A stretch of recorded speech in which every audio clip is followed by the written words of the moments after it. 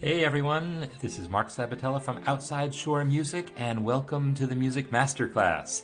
For those of you that are new, this is my regular series. We talk about some aspect of creating music, and that could be composition, improvisation, arranging, and so forth, all the creative acts of music making. And as we have been doing lately, we are deep into the Counterpoint course, my Practical Counterpoint course. And we're going to be listening to really a whole bunch of examples today of motets that people have composed in kind of a Renaissance type of style. And so that's what we're going to be looking at are the various different motets. And so the definition of motet is a little, vague, a little maybe up in the air as far as what it might actually entail.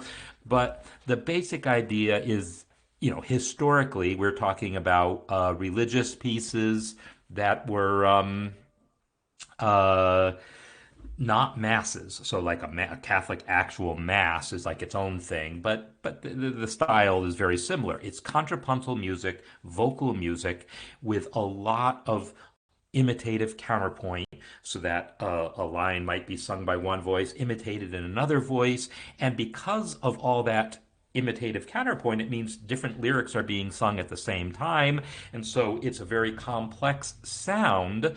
Uh, but if you stick to relatively familiar texts and repeat the words over and over, you can get the point across, and that's kind of the idea here. So what I'm going to do first is just play through the example that I provided. I did a live demo where I basically composed a very short motet in real time to talk about the form that I was suggesting people use as an example. And yeah, most people followed this form pretty closely. There's some people who deviated and said, oh, okay, I know a little bit about motets from other things. I'm going to bring other elements into it, and we'll check some of those out as well. All these motets are pretty short, so we should be able to hear, even though there's a bunch of them, we're going to try to hear as many of them as we can because they're all really well done and they just have different little details we can talk about, but I'm not going to belabor details. I want us to enjoy the music. So here is my sample motet.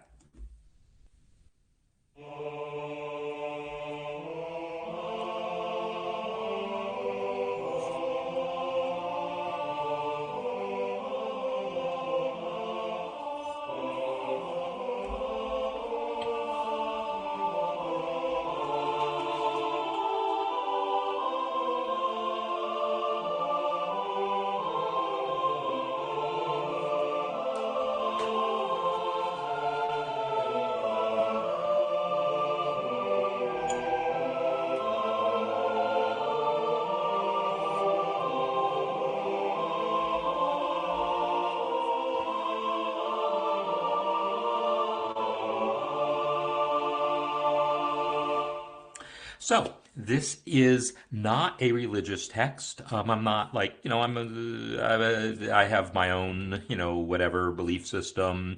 This is a Japanese poem, or it's actually not even a poem. It's kind of an interesting history, but it's just some good advice. Do not seek to follow in the footsteps of the wise. Seek what they sought. And so that is my text set in English because I know English. Traditionally, again, it would be religious text set in Latin, because that's what it would have been in the Renaissance. And so you're going to see in the examples that we listen to, some people are using Latin text, some people are using English text, some people are using religious text, some people are using secular texts. The stylistic things are all the same, and so that's what we're going to be talking about. This is a very short one, right? It's only 2 lines long, and that's what I gave as a model because I didn't want people to get too overwhelmed. And so I'm really pleased that people were able to come up with as much music as they were. So give me a moment. I discovered, by the way, if I ever complain that my Zoom isn't working, I discovered that my touchscreen will activate Zoom. And if my mouse, my touchpad pinch to zoom isn't working or anything, the touchpad does. And so that was a nice discovery I made earlier today. So we are going to listen these. We're going to listen to as many of these as we can. They're going to be in basically chronological order of when they were submitted. Shelley's here was originally submitted as just as if it was part two, as sort of a three-part project, right? Last time. I played through examples of just through part two. Now we're into part three. This is Shelley's version that was submitted as part two, but it's essentially completed. So the question from Dave is, do most motets start with one or two voices, then build up? I can't do a statistical analysis for you looking at hundreds of them. I mean, we could go through IMSLP and look. So I can't say if it's literally most, but that is a very common form. And that is the form of my demonstration. That is the form of the examples that I posted in the course, the Palestrina examples and other ones. They start with one voice stating a melody, a second voice coming in canon. After the canon is established for a little bit, a third and fourth voice come in as well. Yeah, sometimes there might be a chorale at the beginning. Sometimes there might be that first canon might be accompanied in the other voices. Lots of different variations in how people do things, but I wanted to give us one clear model to follow to keep us kind of on track. And so I went with what I perceive to be the most common model, which is this basically canon pairs. So we're going to hear now Shelley's Mayflowers.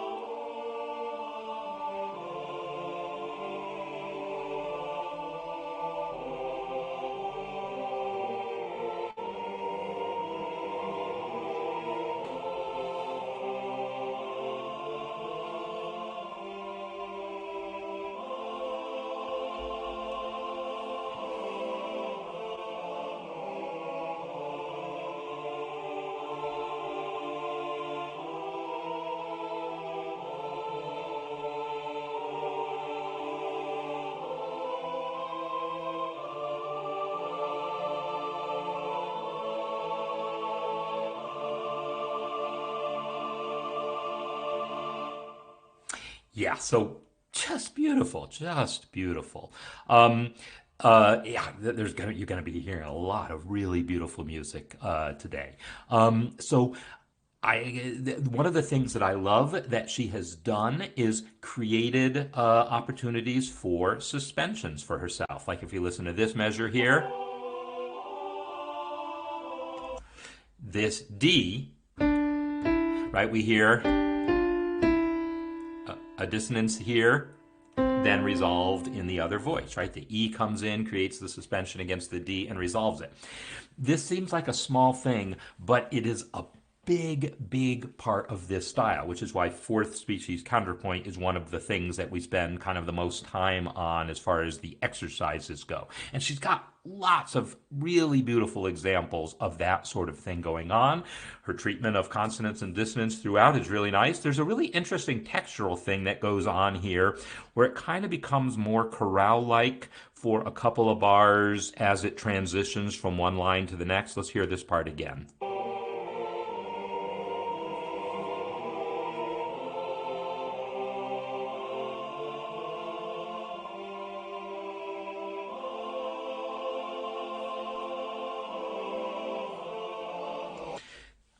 This is kind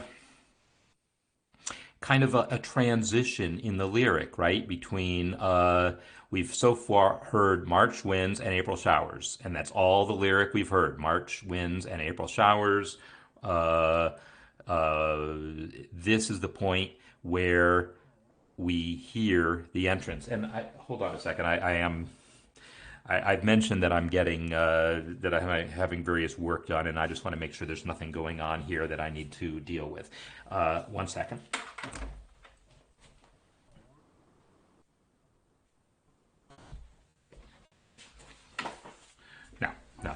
Okay. Um, So, the one thing that I'm going to like, point out something really beautiful about everything that we listen to, and then I'll try to like point out maybe one thing that is a thing to think about.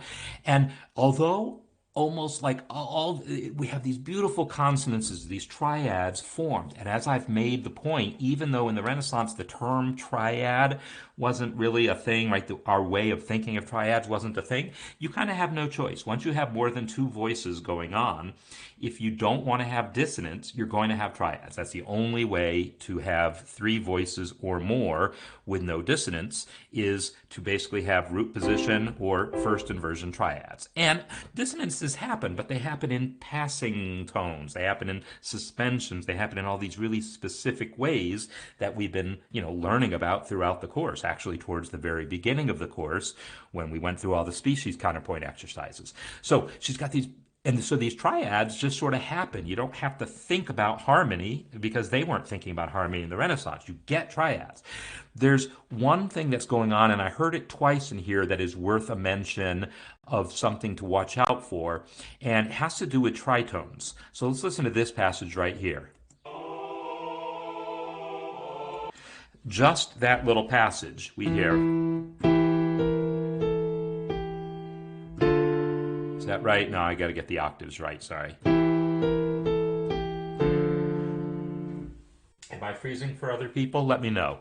Um, uh, but this passage here, we have this E doubled, and then the soprano goes up to a B flat. So we have a tritone there, and that's fine. It's like arpeggiating up to it, stepping down. That's a fine use of a tritone. But doubling wise, we are doubling one of the two notes of the tritone. That I heard it. This isn't based on me examining it and cross-checking it against the rule book. It's that tritone jumped out at me. Other tritones won't jump out at me.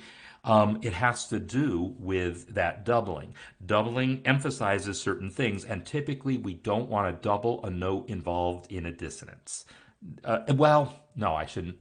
That's a little too strong. We can have, you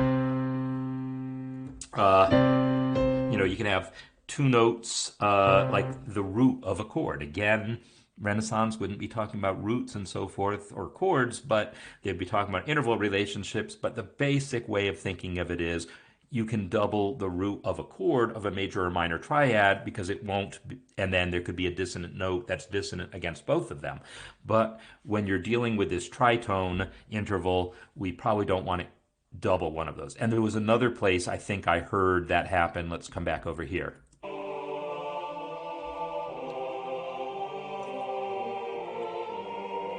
Uh, Maybe that's not the right spot.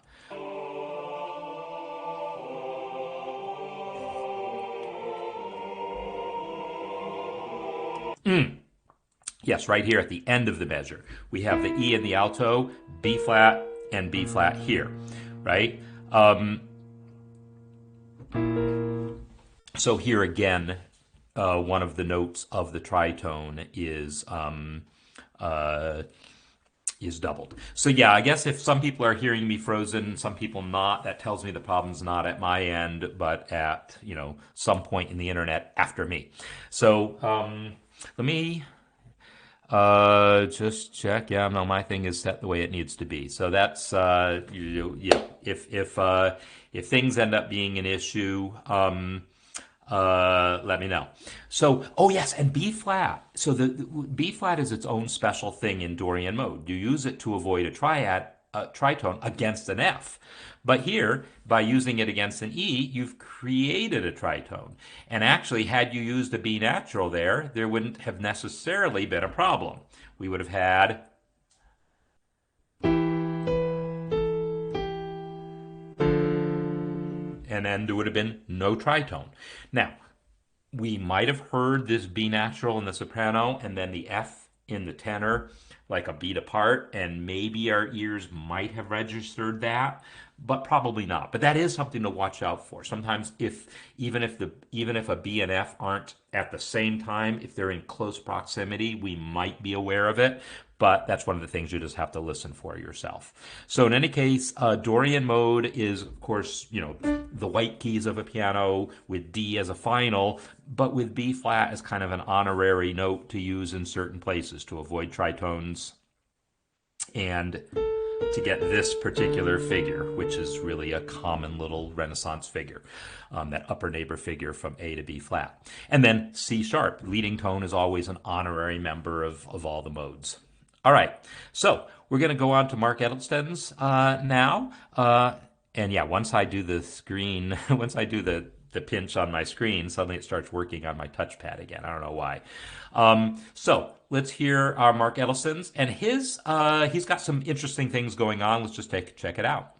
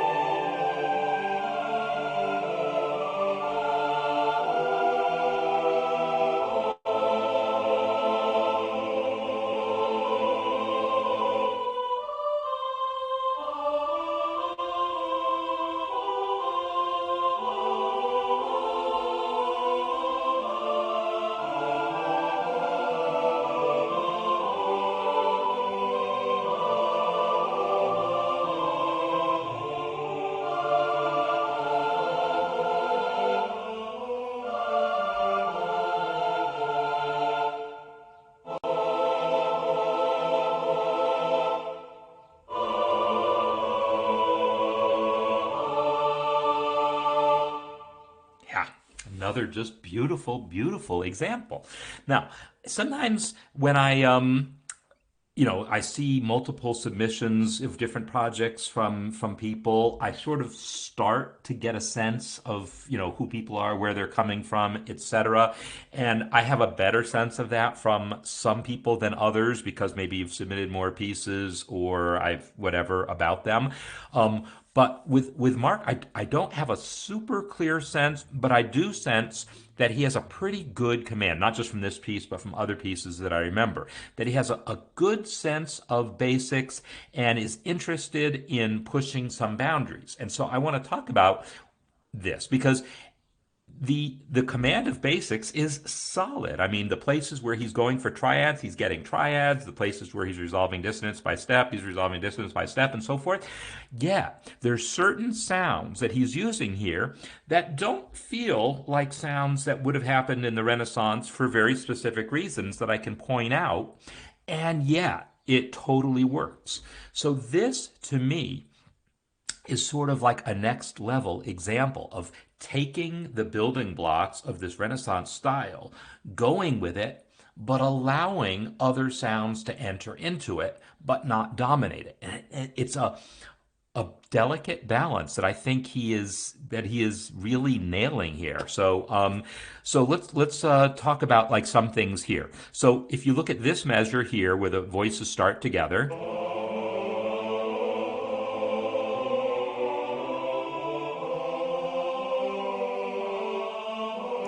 Just that much, all of the consonances, all the dissonances are exactly what we want. Like here we have that C against A in this measure.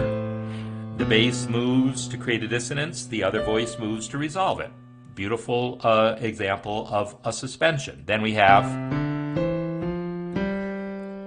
suspension, the C over the G, resolved down to the B, right? He's got that stuff going on. Now, in this measure, he ends that measure with a dissonance that both voices reached together and then sustained.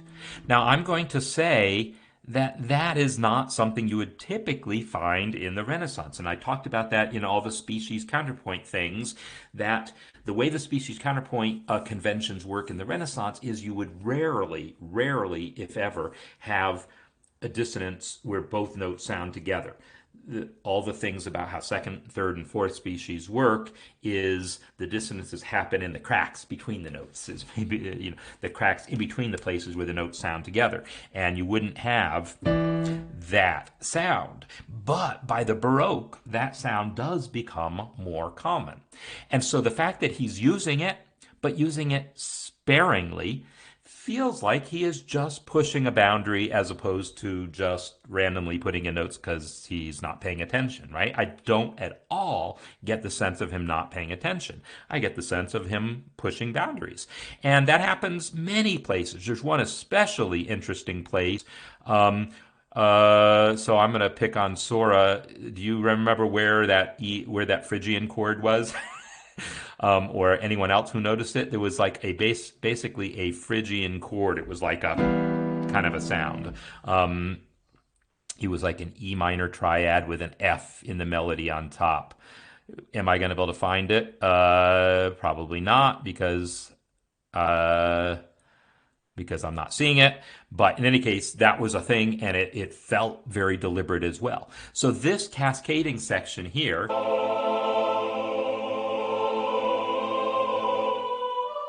And then the next voice, and then the next voice, and then the next voice. Right? That is just handled so beautifully. Loving it. And one of the comments that a couple people made, and I know in my demonstration, I mean, I'm composing in real time. My part 3 demonstration where I did this cascading thing, and then I talked about overlapping the cadence, I recognize that that was probably really hard to follow my train of thought. But let me try again here. My claim here is that if he had wanted to, instead of waiting, like he actually comes here in oh, that's the chord right there. Right? He's got a chord that's consonant, more or less. And then the chord moves out from under him to here. And then, whoops, I'm playing wrong notes, but you get the idea. F, A, D.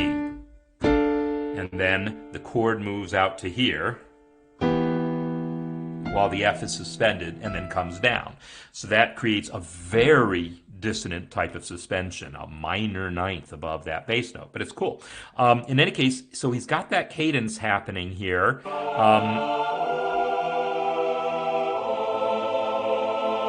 It's not a cadence with a leading tone, it's more of a Phrygian type of cadence. And then he lets that cadence sit there, and then he starts the next line.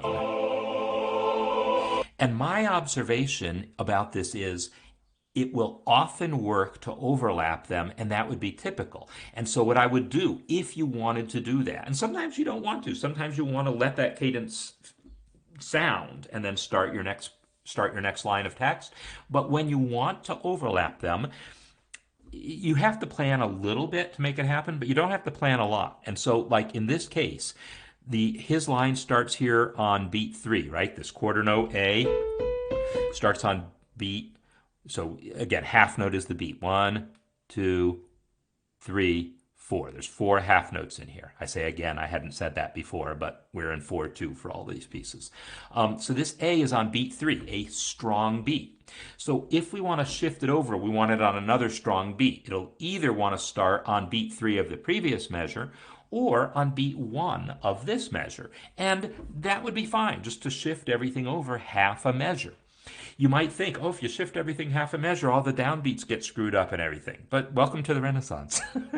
Downbeats aren't so much a thing. It's more about the overall flow. Bar lines were a relatively modern invention here. So if you look at this, you see this A, B, C, B totally could have been placed here instead of that last syllable of the soprano, right? This A, B, C, B, right? We would have had A down here, we would have had C here, A here. And then the soprano could have gone, and then there wouldn't have been that big break. Just overlay the soprano there and then move everything else over 2 beats. And then if you looked at it and said, oh, well, I'm missing the E, I want the E, you could give the E to the alto there, right? If you're thinking, oh, the soprano needs to sing the E because it's got to finish that word, but you could have finished that word 2 beats sooner, right? You could have chosen to finish the E on, finish that word on beat 3 of the previous bar, but it's also pretty common to leave the last note of a cadence out. The voice that's going to enter first for the second line sometimes just sort of doesn't bother finishing the previous line. So that definitely happens. So in any case, that's something that that came up in a couple people's and people had asked about it, so I figured I would address it. All right, we're going to move on and look at Bob Long's piece here. He is Oh no, wait a minute. This is not his piece, right? This is okay. So I'm skip over this one. Brian has now finished his. You had posted a version of it earlier, and I listened to a portion of this, and it sounds really nice.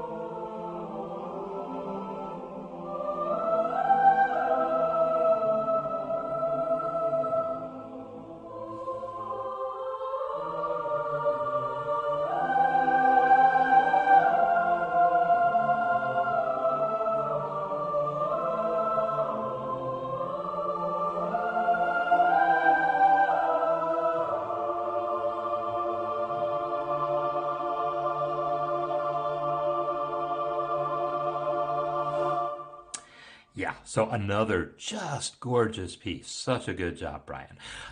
So yeah, he is also. I'm going to point out something about the very beginning here. And then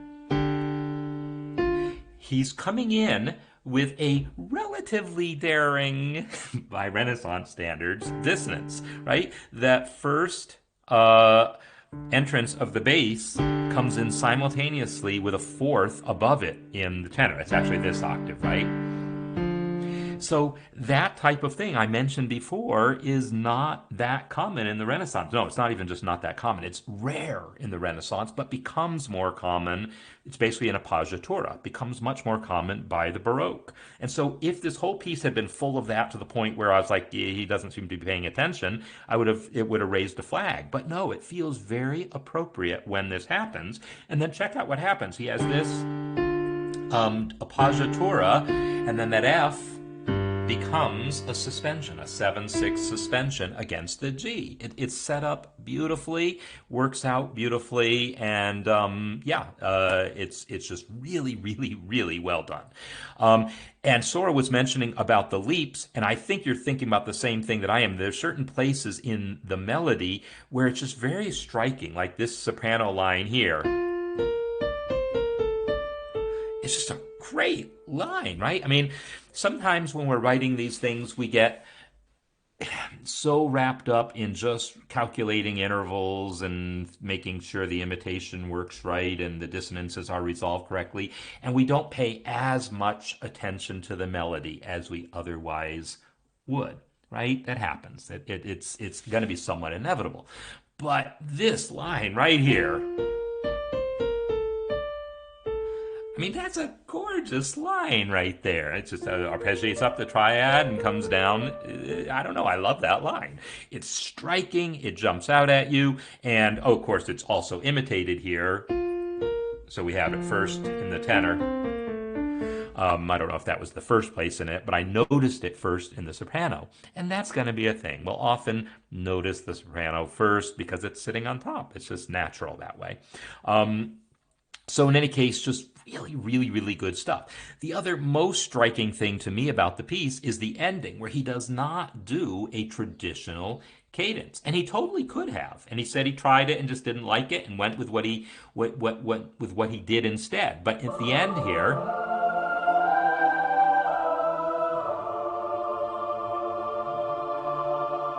so that approach to that final, oh, no, that's an F, sorry. The approach to that final chord, there's no leading tone, right? And he totally could have had one in there. He totally could have made one of these voices have, he could have let the bass voice have the leading tone into that D if he wanted the soprano to have the E, or he could have let the soprano have the leading tone and let the bass keep the E. But he chose not to. He said, I don't really want that leading tone. And then he did something else that's sort of interesting, and I don't know I don't remember if you said what was going on here, but the soprano has the E, the bass has the E down here, and had they both gone down to D, he would have had parallel octaves. And so he said, well, I'm not going to do that. I'm going to let the bass come down to an A. So therefore, it's not fully resolved, the cadence. So it's, or sorry, right? So he's got the bass note not reaching the final tonic along with everyone else, delaying it. It's an interesting effect. Is this a common effect? No, but it's one that, again, it felt deliberate. And when I asked him about it, he was explaining a little bit about his thought process. And yeah, I think it's working beautifully. So great job here. So I'm going to move on, and we're going to hear Kevin McDonald's Tears in the Rain now. So now we're moving into English lyric, and not necessarily, well, definitely not a religious text, but musically, stylistically, very similar. And this is one where did we hear an earlier version of it, or did I just listen to an earlier version? Well, in any case, we're going to hear it now.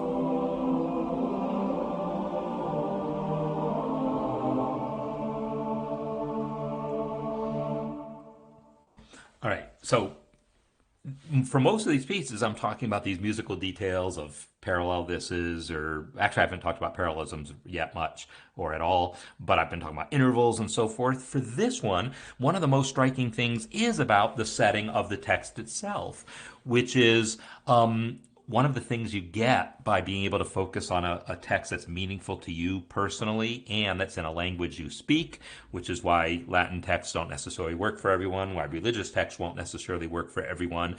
So you pick something that's meaningful that you can understand. So check out what's happening here. All these moments, or all those moments will be lost. All those moments will be lost. All those moments will be lost. The entire piece is based on all those moments will be lost. He doesn't get to the next word of in time until close to the very end, and then like tears, and lost in time, and then like tears in the rain. We don't even hear in the rain until the last measure of the piece. Now, if it were not this type of piece, you'd say, well, what's unusual about that? Of course, you don't reach the last line of lyric until the end of the piece, but that's not the way most of these pieces work, right? There's all that imitation and repetition of individual phrases, imitation of words, and so forth. So he is really front-loaded, if I can use that term, the piece with all those moments taking up most of the piece, right? And then lost gets a little less time, in time gets a little less time, and tears in the rain is we don't hear until the very end. And so it's very effective. It's like a very I don't know. I'm sure that there was some conscious thought to that. And then the break here, right? Someone else did this in theirs also, where the motion stops and then the final cadence.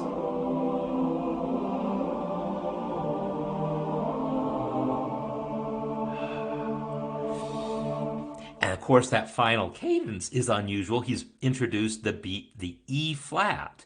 And that E flat is giving us basically a Phrygian cadence, right? We have E flat in E flat to D in the soprano, C to D in the bass. And this is one that he did a couple iterations of because really, I think originally he had this. And I said, well, if you do that, I really hear the octave between C and D. The fact that it's interrupted by the E flat wasn't good enough. Actually, that wasn't originally. That was the previous version. The original version was more like this. Or, no, I can't remember. Whatever it was something maybe like that, where the parallel octaves were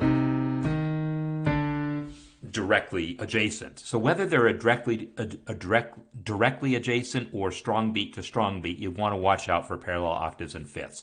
We'll probably, if there's a couple others where I heard something of that. So the trick that he used here that I had suggested is he wanted in the rain, he wanted that line.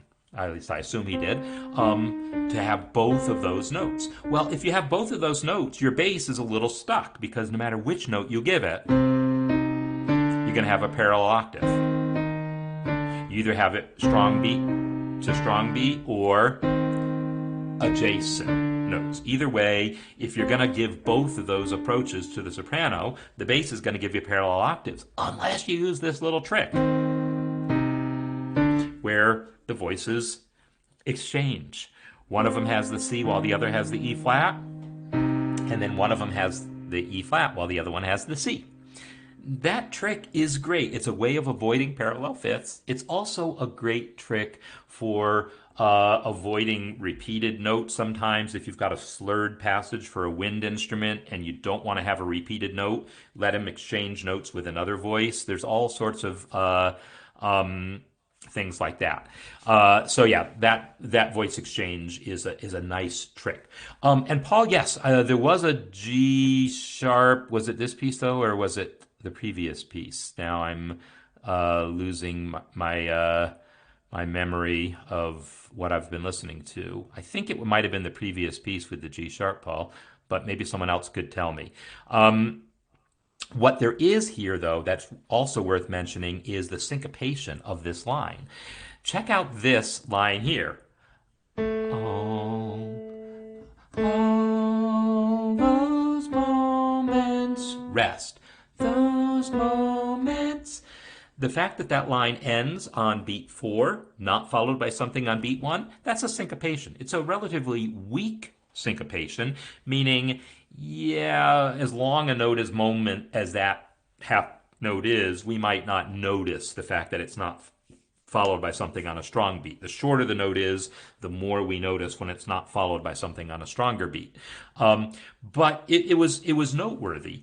But it fits the lyric perfectly. All those moments, it just felt perfectly to hold out the all in those moments. And what he does in his second portion here, rather than introduce new lyric, where does that start? Rather than introduce new lyric, all those moments. This is the exact same line that he started with, but it's a diminution of it, right? It's a diminution of that diminution. I can never spell or say that word right. It's that same thing. It's instead of 3 beats of A B C B, it is half of that. It's A bum bum bum. I'm counting it faster, but then it's actually being played. But so this isn't a separate bit of canon here. It's the same canon compressed. And who does that? It is done. Bach does that. I mean, people do that. Kevin has done that here. So I'm trying to get back to the actual beginning of the piece. So that wasn't part of the assignment, but it was a really cool little thing. And that goes with the fact that the piece is about time, and he's playing with time. And the fact that he didn't have a whole second line of text to set, he wanted to have a second section of the piece, but still use the same lyric. That was a great trick. And so again, I can't say how much of this was consciously his thinking, but it's what I get from it. It's what I hear from it when I listen to this piece. The one other thing I'll point out about this system, also relating to the time, are these dotted quarter notes. It's a little hard to pick them out because the sound of the voices is a little mushy, right? Woo, woo, woo, woo, as opposed to will be lost in time, where you would hear consonants. But see if you can pick this out here.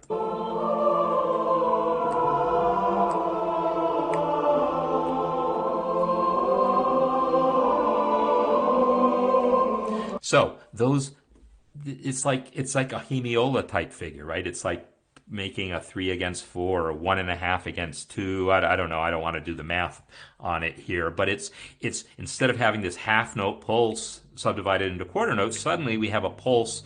That's metric modulation, is a term that modern people would use for it. It's like for a little bit, will be lost in. It's like a new beat, a new pulse that's 1.5 the old pulse, or 2/3 of the old pulse, or however you do it.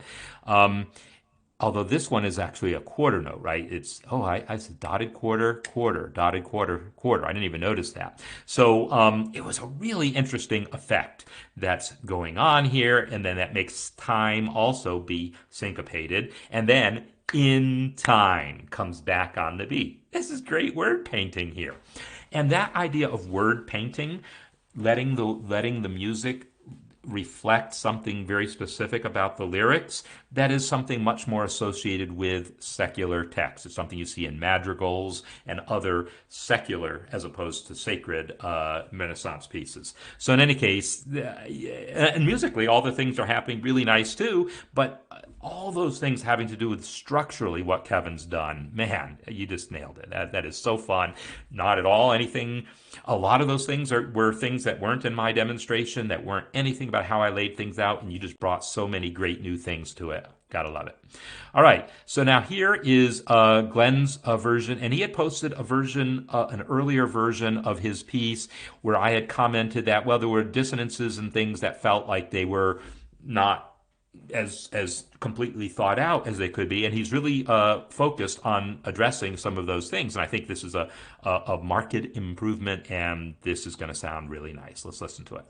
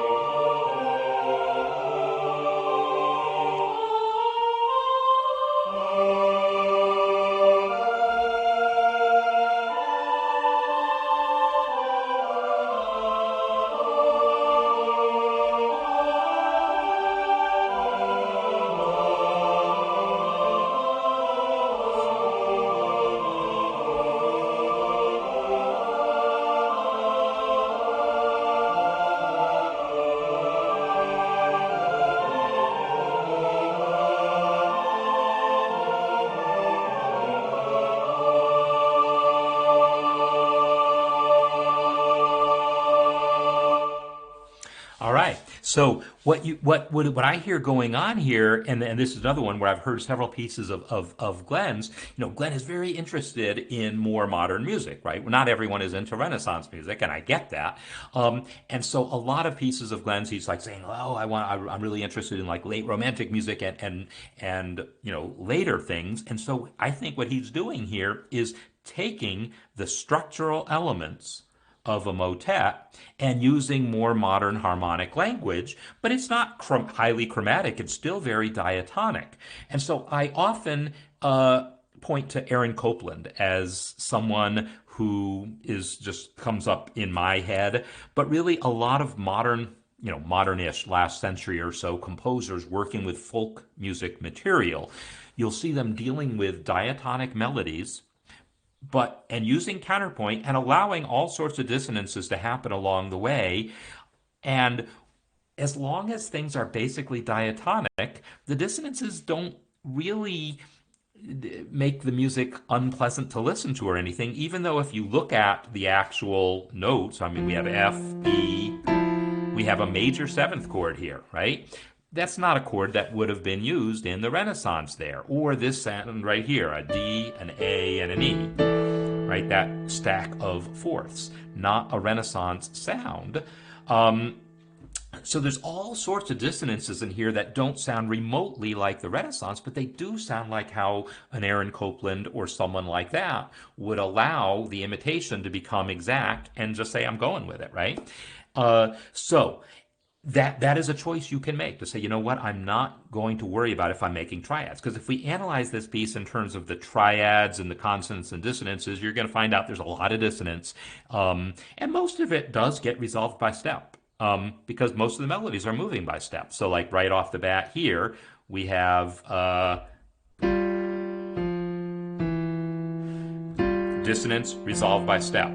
Going into another dissonance. Now this one is only resolved, well, yeah, this one is not resolved by step, right? So, yeah, you'll see definitely a much freer approach to resolution of dissonance in here. And you just have to decide if that's what you're going for. If you want to sound like music pre-1900, you're going to have to pay much more attention to consonance and dissonance and approaches and resolutions thereof. But if you want to sound more like music post-1900, I'm just making up a cutoff date, then you will want to embrace more dissonance. And yeah, if you don't want it to be, I don't know, I'll just throw out terms. If you don't want it to be the kind of sound that many people find unpleasant about 20th century atonal music, then you keep things diatonic. And then suddenly the dissonances are not things that most people find objectionable. And this is what people like Aaron Copland and many others have discovered. But I love all the textural things he's doing.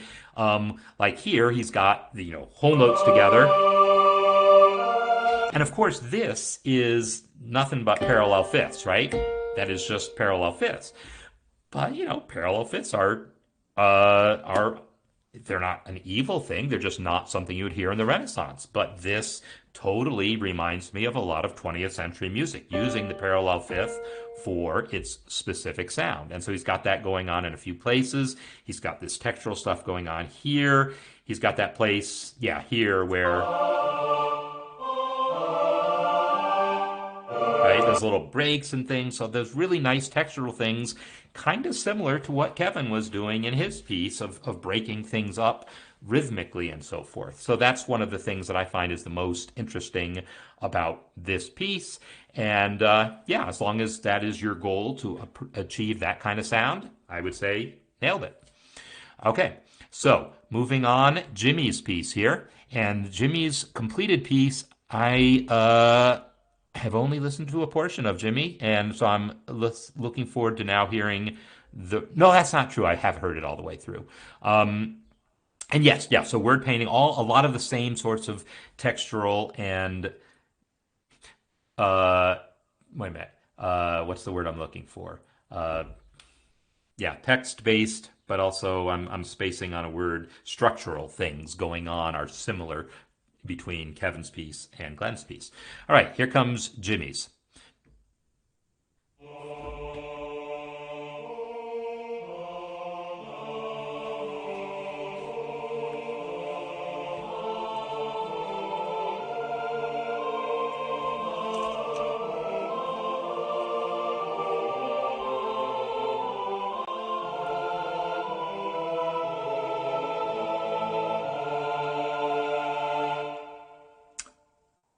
Short and sweet, right? So this piece, obviously, it's much shorter than the others, and that's fine. It's got the unexamined life, and then is not worth living. And I don't know if there's another version of it that's longer, Jimmy, if you're here, but this is the one that I saw, the most recent one that I noticed, and it says it was from just yesterday. So I'm assuming this is as far as this piece is. But yeah, it also is very melodically. It's very striking. Those first two bars are very leap oriented, leap up, leap down, but it's outlining a triad, and then coming back down to that D. Melodically speaking, it's a very strong melody and strong and therefore identifiable every time it comes back. I guess I'm always playing those tenor lines an octave off because I always forget the clef. But he starts off with that same figure here, but then takes it in a different direction because he can, and that is totally legit. By the way, before I forget, when Dave asked earlier about whether this building two, one voice, then two, and then a third and a fourth is well, how most motets are, and again, I can't say most, but it's a very common form. There is another common form that um, that you should know. And it's very related to this one, but subtly different. It is where those first two voices aren't exactly canon, but they have some other relationship to each other. So if the first two voices are not actually in canon with each other, but some other form of counterpoint, that maybe is vaguely imitative, but not very, like maybe just the first two notes and then it diverges. You do something contrapuntal in those first two voices, but then the third and fourth voice come in repeating exactly the same thing the first two voices did. So I was focusing here on creating an actual canon between the first two voices and then imitating it in the next two. But yeah, it's not always that. Sometimes it's just two voices that have an interesting relationship that's sort of imitative, and then the next two voices carbon copy of the first two. That is another common form. It's still building it up gradually in that same way, but it's a little less canon-ish. So in any case, yeah, in a relatively short amount of music here, he's managed to say a lot. Um, and yeah, it's just nicely done. And I'm just going to move on because I can get one or two more in here before we're done. I'm going to try to do that.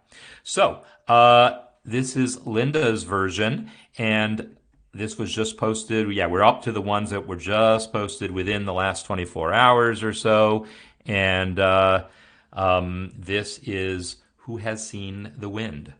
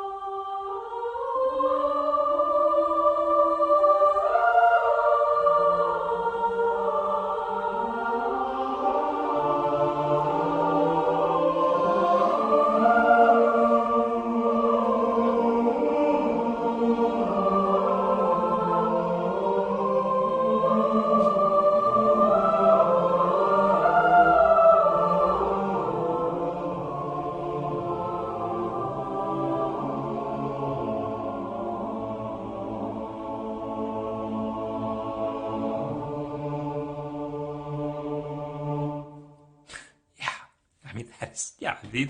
There's so much beautiful music here. It's just blowing my mind what people are coming up with here. So this is totally following all the same procedures. It has a different feel. I think in part because of the overall more reliance on half notes and less use of the quarter notes. And when the quarter notes happen, we often get this type of figure here where we have the parallel, right? The parallel figures between the voices. Is that right? D, B flat, bum bum bum bum bum. It's an E. Yeah. Okay. And so overall, it has a more stately feel, right? It's got a half note pulse. The quarter notes move together a little more. There's a little less polyphony than some of the others. I mean, it's still very, very polyphonic, but because the polyphony is in the longer notes more, it has a more pastoral sense. I don't know, and the wind, right? It has this sense of yeah. Pastoral is really the best word. I see people seeing ethereal, but yeah, I think we're talking about the same thing. It's a calming type of sound, and again, I think it's if not necessarily literally word painting, it's capturing the essence of the lyric. Now, if we want to talk about word painting, trees bow down their heads. Does bow down their heads come down? Well, it does. Bow down their heads. That's word painting for you, right there. Right? So great stuff. And rhythmically, check out what she's doing here. She's got like this dotted half. So this is kind of like Kevin's piece where he used that dotted quarter and quarter alternating. In fact, this is almost the same rhythm, except it's dotted half and half alternating. And then, but instead, where Kevin had them all four voices together on that kind of interesting syncopated hemiola rhythm, Linda has this as part of a canon. And is it an exact canon? Well, no, but does it need to be? No. So it's, oh, wait a minute. No, the canon starts here. So it's a step, and then third step, step, and then here it's step, third, and then it stops there. This voice here is step, third, step, step. So it's very much like mine, where she's got the canon going just for the first measure or two, and then people diverge as necessary to tell the harmonic stories she wants to tell, and in particular, just make sure the consonants all line up. Because yeah, trying to make a tight four-voice canon where the voices enter one at a time and imitate each other and line up and make consonances and dissonances only in the right places, that you have to get incredibly lucky or plan incredibly well to make that happen. But just getting the entrances to feel like you're making a canon, just getting the entrances right, it is not that hard to do. I mean, it takes effort. You have to practice, you have to do it, but you can almost take any line and make it work. So I should say it's not easy, but the materials, your choice of starting material won't get in your way. You just have to go through the process, and she's done that, done a great job. Bow down, bow down. I mean, this is just it's fantastic stuff. I mean, yeah, just so much great things here. All right, so I think I need to cut it off here. Unfortunately, there's a few pieces that I didn't get to listen to here. I'm going to recommend everyone check them all. One comment I will make about the win. So sometimes in English we have short vowels, and they will say, well, don't do melismas on short vowels. But really, what you do is you sing wind, right? You sing it in a way where it works, but it is something to think about your melismas, whether they're on long vowels or short vowels, as far as that goes. But wind, there's no getting around the fact that wind is the important word of this song, and we're going to want to hear it drawn out because that's what wind does. So you do it whether the vowel sound wants it or not. You do it because it's part of the word painting and gives you the effect you want. So in any case, just beautiful stuff. All right. So that all said, I am going to